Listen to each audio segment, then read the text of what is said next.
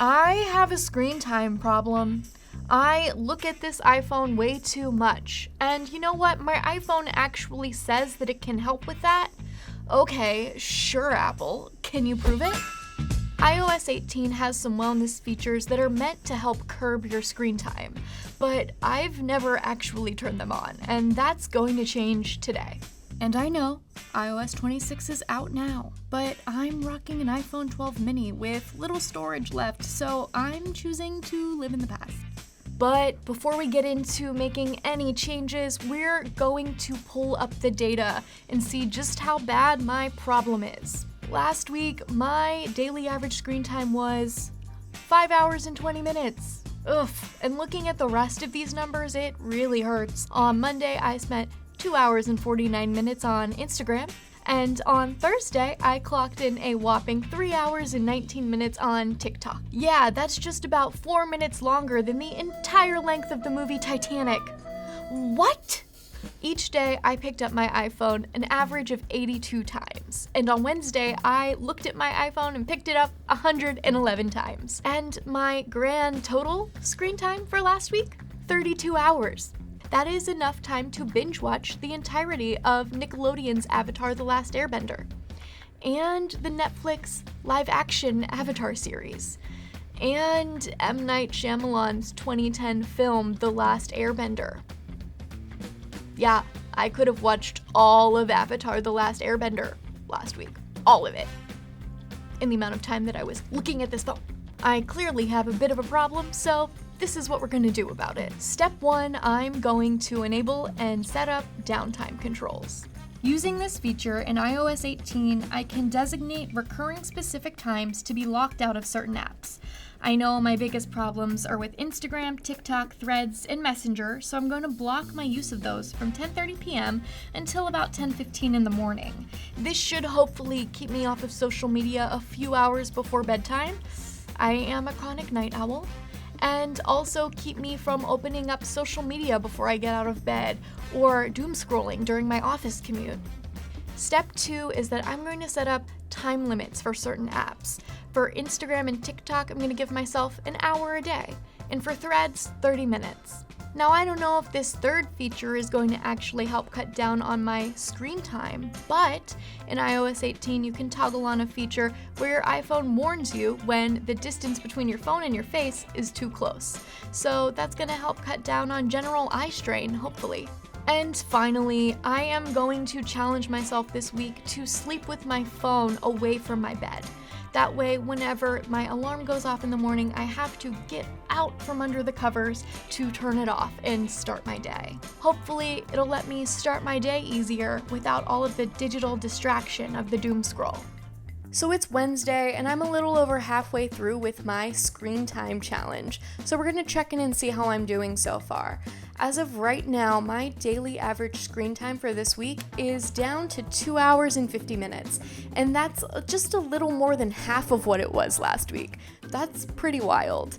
And I still have those screen time limits set on both Instagram and TikTok and Threads, and really having these screen limits up on my apps is changing the way that I interact with them.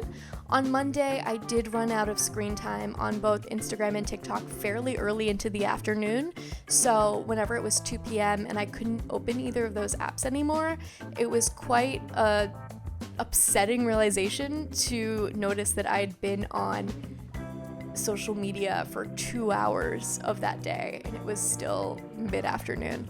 And now, over the last 2 days, I've found that when I pick up my phone and I'm looking at Instagram and I'm looking at TikTok, I'm not letting myself scroll. I'm picking up my phone, I'm checking a DM, or I'm posting a video or a photo, or I'm sending something to a friend, and then instead of staying in the app and scrolling, I'm closing it and putting my phone down. Because that time is so precious to me and I don't want to run out of it again at 2 p.m. Alright, it's Friday and my week-long screen time challenge is over. But before we dig into the data to see whether or not we can prove that turning on these settings helped curb the amount of time that I spent looking at my phone, I want to talk about some lifestyle changes that I noticed this week. First off, I'm sleeping a teeny tiny bit better. Having the downtime setting turned on and having it lock me out of social media before bedtime and then for an hour or two after I wake up in the morning has been really nice. I can't remember the last time I fell asleep without my phone next to my face. Or a time that I woke up and didn't immediately open up Instagram or TikTok. I know it's a problem, but it looks like we're on the road to fixing that. Now, there was one downside to the way I set up my downtime settings. I locked myself out of social media before bed, TikTok, Instagram, Messenger, a few other apps. And on Monday night, I was in the middle of a phone call with a friend who lives in a different country and she was going through a rough time. It was later at night and we were doing an audio call on Messenger because that's how we communicate across the seas. And in the middle of a really emotional story, the phone line just cut out. And I didn't get a notification that was going to happen. My phone was across the room. I had headphones in, and there was no auditory beep or notification or anything saying, hey, by the way, downtime is going to kick in soon, and we're going to boot you from your phone call. You know, not ideal to get kicked off a phone call. Luckily, not a life or death situation, but not a good feeling. Another thing I noticed with my personal social media use is that I'm a lot more intentional with it.